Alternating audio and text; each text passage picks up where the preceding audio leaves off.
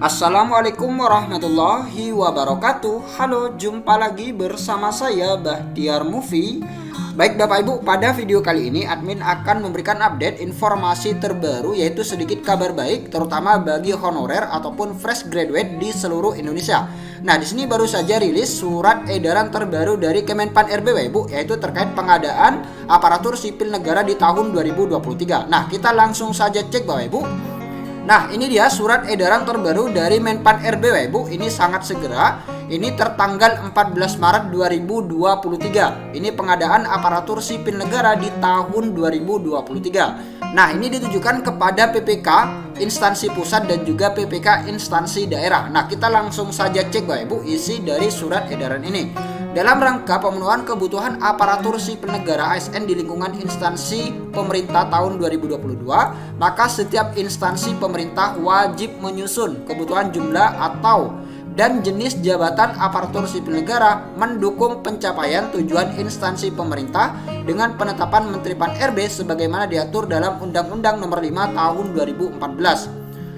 Selanjutnya, usulan kebutuhan ASN tahun anggaran 2023 harus memperhatikan ketersediaan anggaran dalam APBN atau APBD dengan prinsip zero growth, kecuali untuk pemenuhan ASN bidang pelayanan dasar di bidang pendidikan dan kesehatan. Sedangkan untuk usulan jabatan fungsional dapat pula diusulkan untuk semua jenjang jabatan fungsional sesuai dengan peraturan masing-masing jabatan fungsional dan akan ditetapkan sebagai ketersediaan instrumen selesai. Adapun hal-hal yang harus diperhatikan dalam penyampaian usulan kebutuhan ASN sebagai berikut. Nah, kita lihat yang pertama ya Ibu. Yang pertama ini untuk instansi pusat. Usulan kebutuhan berdasarkan peta jabatan yang telah ditetapkan oleh PPK dan memperhatikan jumlah ASN yang memasuki batas usia pensiun tahun 2023 serta kesediaan kemampuan anggaran dengan ketentuan sebagai berikut. Kita lihat yang A. Instansi pusat dapat mengusulkan kebutuhan CPNS dan P3K. Kemudian yang B, usulan kebutuhan CPNS hanya pada jabatan bidang kejaksaan. Kemudian bidang kehakiman, bidang intelijen, serta tenaga dosen. Nah, jadi untuk CPNS ini sangat selektif ya Ibu jabatannya. Kemudian poin yang C, merujuk huruf A, usulan kebutuhan CPNS untuk jabatan pelaksana berpedoman pada Peraturan Menteri Pan RB nomor 45 tahun 2022, yaitu nomor 1103 tahun 2022. Kemudian kebutuhan tenaga dosen sebagaimana dimaksud pada huruf A merujuk pada data kebutuhan dari Kemendikbudristek. Kemudian yang E, usulan kebutuhan P3K untuk jabatan fungsional berpedoman pada peraturan menteri tentang nomenklatur masing-masing jabatan fungsional dan keputusan Menpan RB nomor 158 tahun 2023 dengan syarat kualifikasi pendidikan sesuai rekomendasi dari instansi pembina. Kemudian kebutuhan tenaga kesehatan merujuk pada data kebutuhan dari Kementerian Kesehatan. Nah, jadi itu dia untuk instansi pusat. Kemudian di poin kedua Bapak Ibu, ini untuk instansi daerah. Nah, kita lihat di sini usulan kebutuhan berdasarkan peta jabatan yang telah ditetapkan oleh PPK dan memperhatikan jumlah ASN yang memasuki batas usia pensiun tahun 2023. Kondisi geografis daerah, rasio jumlah penduduk dengan ASN, rasio alokasi anggaran belanja pegawai, serta kesediaan atau kemampuan anggaran dengan ketentuan sebagai berikut. Nah, kita lihat yang poin A. Usulan kebutuhan PPK diprioritaskan untuk memenuhi kebutuhan pegawai di bidang pelayanan dasar, pendidikan, dan kesehatan pada satuan atau unit kerja di daerah terpencil, tertinggal, dan terluar. Nah, jadi untuk tenaga kesehatan dan juga tenaga pendidikan ini menjadi prioritas Bapak Ibu untuk P3K. Usulan kebutuhan P3K diutamakan bagi satuan atau unit kerja yang dalam pengadaan SN tahun 2022 tidak mendapat alokasi tambahan pegawai baru. Nah, ini dia diutamakan. Kemudian poin yang B, usulan kebutuhan P3K untuk jabatan fungsional berpedoman pada peraturan menteri tentang nomenklatur masing-masing jabatan fungsional keputusan Menpan RB nomor 158 tahun 2023. Kemudian yang C, kebutuhan tenaga guru merujuk pada data kebutuhan dari Kemendikbudristek. Dan yang D, kebutuhan tenaga kesehatan merujuk pada data kebutuhan dan Kementerian Kesehatan. Nah, jadi seperti itu untuk kebutuhan guru dan juga kebutuhan tenaga kesehatan ini merujuk pada masing-masing kementerian. Untuk di guru ini Kemendikbudristek dan untuk kesehatan ini di Kementerian Kesehatan.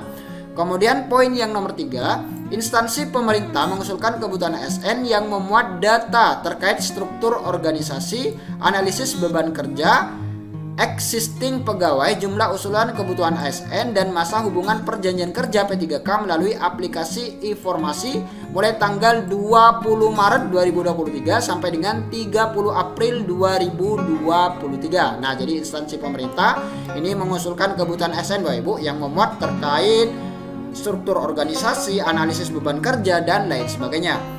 Kemudian poin yang nomor 4, instansi wajib melengkapi dokumen sebagai berikut. Nah, jadi instansi ini melengkapi dokumen ini Bapak Ibu. Yang pertama yaitu tautan peta jabatan terbaru yang telah ditetapkan dan dapat diakses atau diunduh.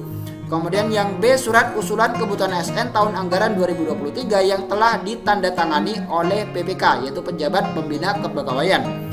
Kemudian yang C, cetak rincian usulan dari aplikasi informasi yang telah ditandatangani oleh PPK.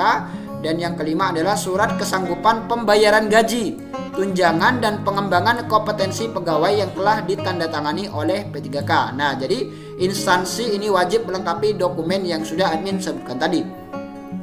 Kemudian poin yang nomor 5, kelengkapan dokumen sebagaimana dimaksud pada angka 4 disampaikan kepada Menteri Pan-RB melalui aplikasi e-formasi paling lambat 30 April 2023. Nah, jadi paling lambat ini 30 April Bapak Ibu, instansi ini menyampaikan kepada Menpan-RB melalui aplikasi informasi. Kemudian poin yang nomor 6, petunjuk teknis mengenai tata cara pengusulan kebutuhan ASN tahun 2023 dapat diakses melalui aplikasi informasi pada periode pengusulan sebagaimana dimaksud pada angka 3. Dalam hal instansi tidak menyampaikan usulan sampai dengan waktu yang ditentukan, kami menyatakan instansi saudara tidak melaksanakan pengadaan ASN tahun 2023. Nah, jadi bagi instansi yang tidak mengusulkan Ibu, tidak mengusulkan sampai dengan waktu yang ditentukan, maka ini dianggap tidak melaksanakan pengadaan ASN untuk tahun anggaran 2023. Demikian beberapa hal yang dapat kami sampaikan. Atas perhatian dan kerjasama saudara kami sampaikan terima kasih. Nah, ini ditandatangani langsung oleh